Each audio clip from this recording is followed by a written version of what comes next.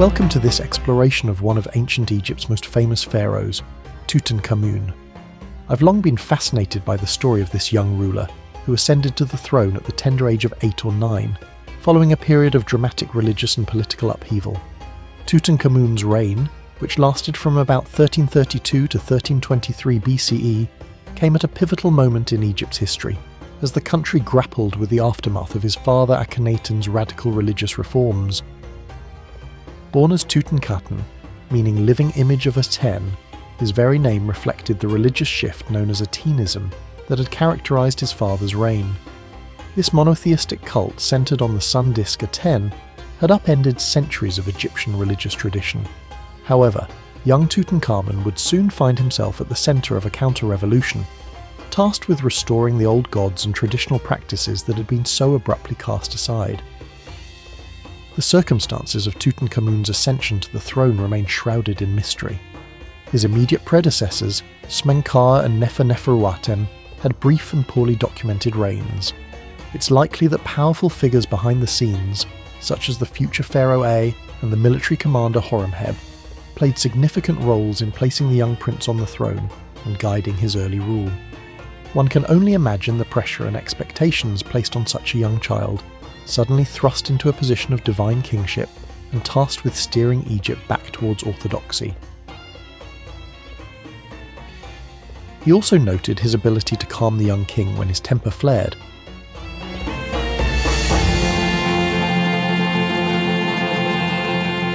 One of the most significant aspects of Tutankhamun's reign was the gradual reversal of his father's religious policies.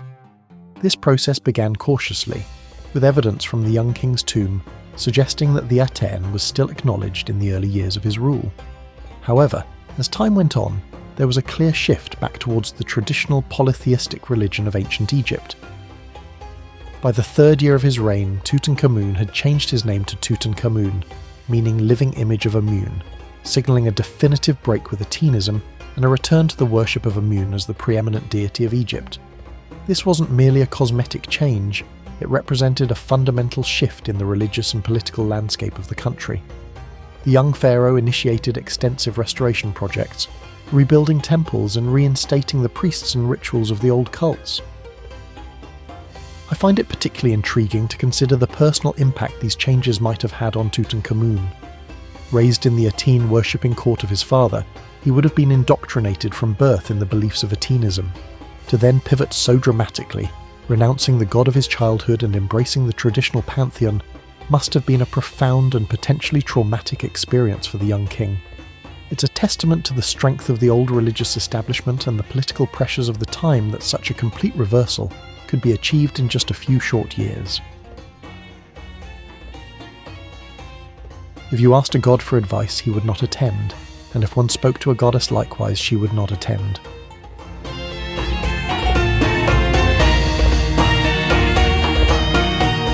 Perhaps the most enduring mystery surrounding Tutankhamun is the circumstances of his untimely death at around the age of 18. Over the years, numerous theories have been put forward, ranging from murder to genetic disorders to accidents.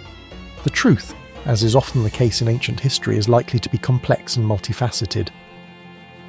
Recent scientific studies, including CT scans and DNA analysis, have shed new light on Tutankhamun's health and possible causes of death.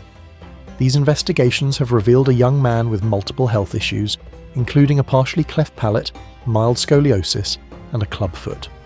He also suffered from Köhler disease 2, a rare bone disorder affecting the foot. Perhaps most significantly, genetic testing has shown that he was infected with malaria, possibly multiple times. The current prevailing theory is that Tutankhamun's death was likely the result of a combination of factors. A severe malarial infection, combined with his various physical ailments and possibly a leg fracture, may have proved too much for his weakened body to overcome. It's a sobering reminder of the fragility of life in the ancient world, even for those at the very pinnacle of society. The king probably had a sudden leg fracture, possibly introduced by a fall, which resulted in a life-threatening condition when a malaria infection occurred.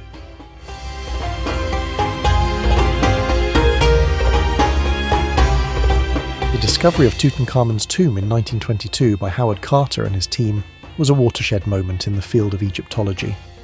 After years of searching, Carter finally uncovered the entrance to KV62, the designation given to Tutankhamun's burial place in the Valley of the Kings. What they found inside was beyond their wildest dreams, a nearly intact royal burial filled with thousands of precious artifacts. The tomb's remarkable state of preservation was due to a combination of factors. It was unusually small for a royal burial, possibly because Tutankhamun's death was unexpected and a grander tomb wasn't ready. This meant it was quickly buried beneath debris from later construction, hiding it from tomb robbers. While it had been entered at least twice in antiquity, the majority of its contents remained intact, providing an unprecedented glimpse into the burial practices and material culture of Egypt's 18th dynasty. Among the most famous objects found in the tomb is the golden death mask of Tutankhamun, which has become an iconic symbol of ancient Egyptian civilization. The mask, with its haunting beauty and exquisite craftsmanship, captures the imagination like few other artifacts from the ancient world. It's a testament to the skill of Egypt's artisans and the immense wealth of the pharaohs. However, it's worth noting that many of the burial goods show signs of having been adapted from earlier owners, likely Smenkhkare or Neferneferuaten, suggesting that Tutankhamun's burial was somewhat hastily arranged. I see wonderful things.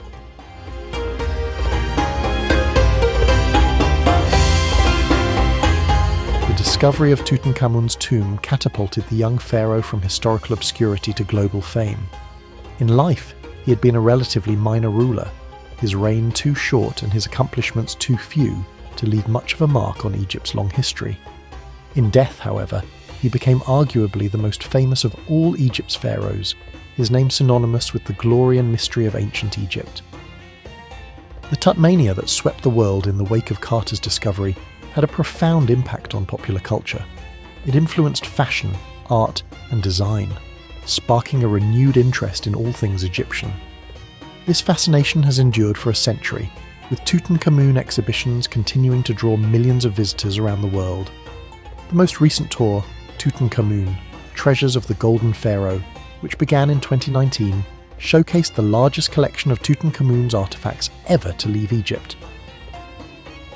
However, it's important to remember that Tutankhamun was more than just a source of spectacular treasures. He was a real person, a young man who lived, ruled, and died over 3,000 years ago.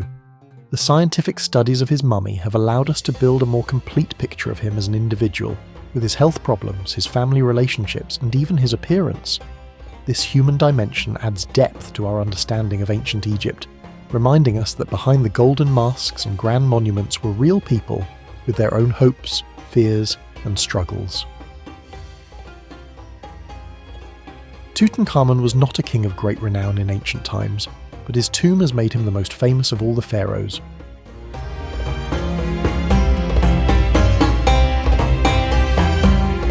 As we conclude our exploration of Tutankhamun's life and legacy, it's worth reflecting on his place in history.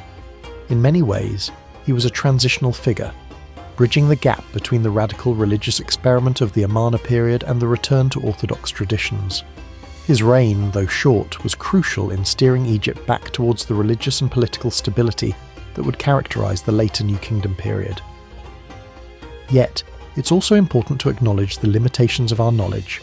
Much of what we think we know about Tutankhamun is based on inference and educated guesswork. The lack of contemporary records from his reign means that many aspects of his life and rule remain shrouded in mystery. This uncertainty, paradoxically, has contributed to his enduring fascination, allowing each generation to project its own interpretations and fantasies onto this enigmatic figure from the distant past.